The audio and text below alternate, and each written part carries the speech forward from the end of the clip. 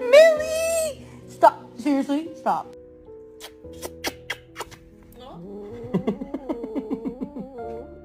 Who do they think they are? I've given the best years of my life to this place and they think they can just fire me like that? Like trash? I don't think so. You gotta share Mama's love. Come on. He's so jealous, bro. Hi, Turkey. Hello, sir.